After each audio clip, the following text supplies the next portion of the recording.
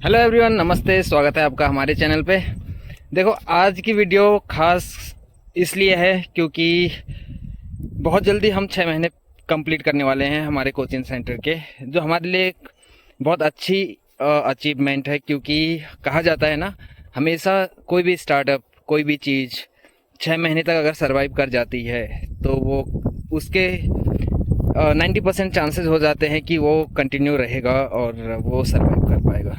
तो हमारा भी ये रूरल एरिया में जो कोचिंग का फॉर्मेट है, और जहाँ पे काफ़ी छोटे बच्चे से लेके थोड़ा बड़े बच्चे सारे आते हैं, और सारे बच्चे, सारे पेरेंट्स 6 महीने से कंटिन्यू हमारे साथ जुड़े हुए हैं। तो हमारे लिए एक बहुत अच्छी अपॉर्चुनिटी है कि हम इसको और बेहतर करें और आगे तक लेके जाएं, जिससे बहुत बच्चों का फ्यूचर और बेहतर हो सके।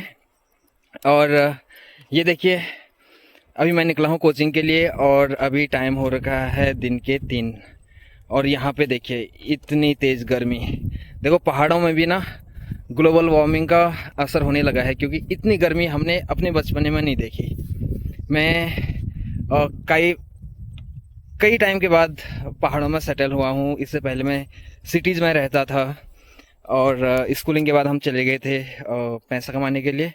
और फिर एक मौका मिला कि मैं वर्क फ्रॉम होम कर पाऊँ, और साथ ही साथ मुझे ये कोचिंग में भी थोड़ा as a coach, as a teacher काम करने का मौका मिला, जो मेरे लिए बहुत अच्छी बात है।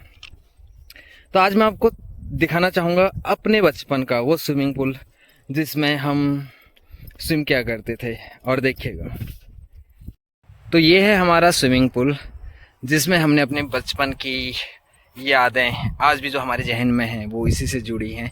क्योंकि अब तो यहाँ पे देखिए ये रोड आ गई है, और इसके लिए बहुत बहुत शुक्रिया हमारे नैनवाल सर को, क्योंकि उनके विधायक नीति से ही ये रोड हमारे गांव तक पहुंची है, जो ये आगे को जा रही है, कनेक्ट होती है हमारे गांव में, जो नीचे हमारा गांव है। और ये था हमारा क्रिकेट स्टेडियम, यहाँ पे हमने खेला है क्रिकेट।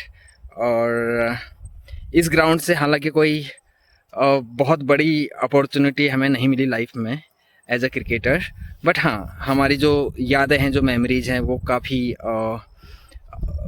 प्राइसलेस है। मतलब क्या ही कह सकते हैं।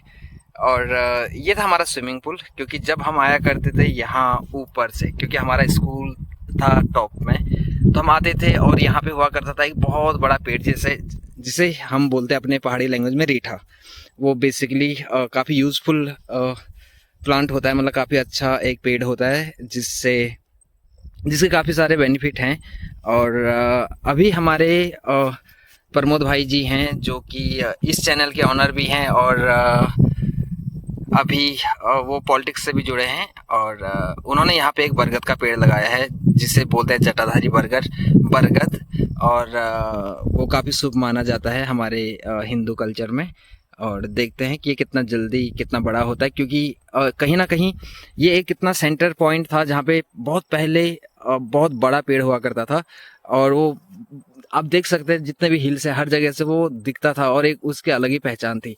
तो कहीं ना कहीं हमारे प्रमोद भाई और उनके दादा का एक मिशन या एक विजन है कि कहीं वैसा ही और एक पेड़ हो जाए, जो एक आइडेंटिटी बन जाए, जो एक लैंडमार्क बन जाए हमारे एरिया के लिए, कि हाँ, वो दिख रहा है ना जो पेड़, उसके अगल बगल की चीज़ों को पॉइंट करने के लिए। तो ये है।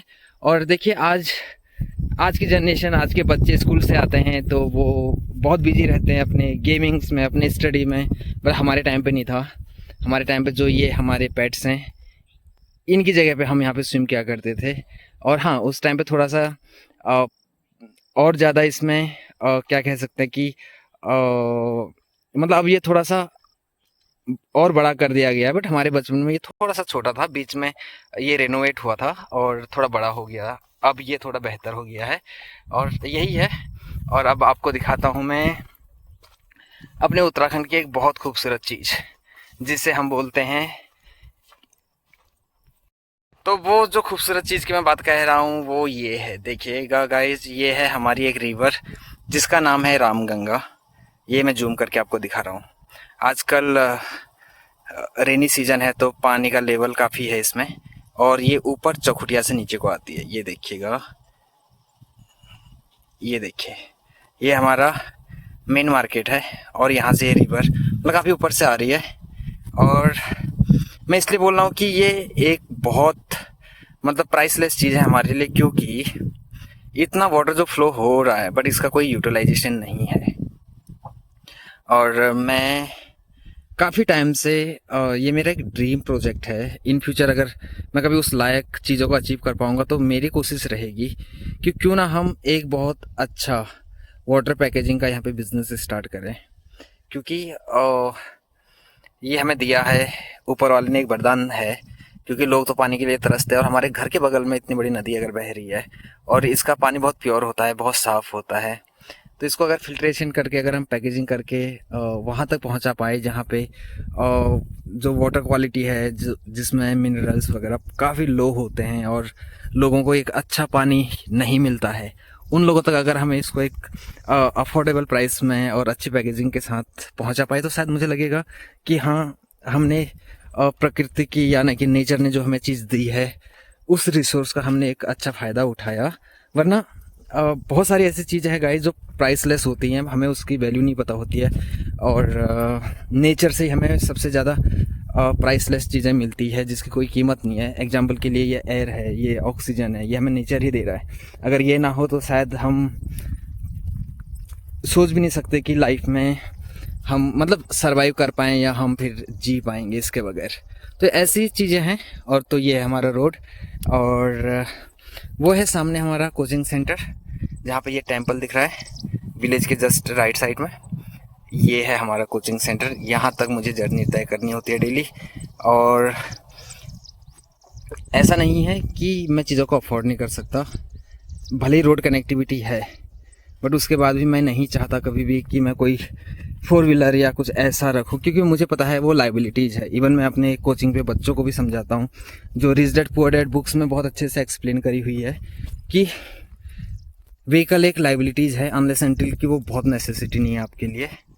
तो इसलिए मैं चाहता हूँ हाँ, एसेट बन पाए लाइफ में कुछ ऐसे कि जिससे हम अपने कुछ ड्रीम अचीव कर पाएँ इन फ्यूचर। क्योंकि लाइबिलिटीज़ तो हमें हमारे पॉकेट को हमेशा एम्प्टी करती रहती है। तो कहने का मतलब ये है। और जो भी मैं वीडियो में पहले कह रहा था कि टॉप में हमारा स्कूल है, तो ये जो ऊपर हिल दिख रहा है इसके जस्ट पीछे हमारा स्कूल हुआ करता है और वहाँ पे हमने पढ़ाई करी। और उसके बाद हम शहर चले गए। शहरों से आने के बाद फिर मैं 1 साल तक अपने घर पे वर्क फ्रॉम होम कर रहा था। और फिर हमारे जो ये प्रमोद जी है जिनका ये चैनल है, इन्होंने कहा क्यों ना आप बच्चों के लिए थोड़ा कुछ ऐसा कीजिएगा। मैंने कहा व्हाई नॉट, क्योंकि टीचिंग मेरा कभी भी विश लिस्ट में था ही नहीं। क्योंकि मुझे ऐसा लगता है और अभी भी लगता है और पहले भी लगता था कि टीचिंग एक बहुत सिंपल प्रोफेशन है, बहुत यूज़फुल है, बहुत नोबल जॉब है। और क्योंकि हम सिखाते हैं, सीखते हैं, तो वो एक अच्छी बात है। बट कहीं ना कहीं एक ऐसा था कि उसमें कोई इनोवेशन नहीं है, उसमें कोई ऐसी क्रिएटिविटी नहीं है। हालांकि आज की डेट में बहुत सारी चीज़ें हमें सोशल मीडिया पे ऐसी दिखती हैं जहाँ पे लगता है क्रिएटिव फील्ड है, बन रहा है। और बट हमारे टाइम पे काफ़ी मोनोटोनस था कि पढ़ते रहो, फिर वही पेपर टर्न करके एग्ज़ाम पास करो और फिर ज्वाइनिंग लो और फिर वही पेपर ज़िंदगी भर बच्चों के सामने पलटते रहो। यही एक बेसिक कॉन्सेप्ट था टीचिंग का। बट हाँ, अब थोड़ा सा बेहतर हो गई हैं चीज़ें। और बस, तो मैं और ज़्यादा क्या ही कहूँ, आज के ब्लॉग में इतना ही कहना चाहूँगा कि हम सिर्फ यूट्यूब वीडियोस कोई सोशल मीडिया फेम के लिए नहीं कर रहे हैं। ये हमारा एक विजन है कि यार हाँ, कुछ लाइफ में अचीव करना है, तो उसके लिए कर रहे हैं। तो थैंक यू सो मच और फिर मिलते रहेंगे आपसे। धन्यवाद।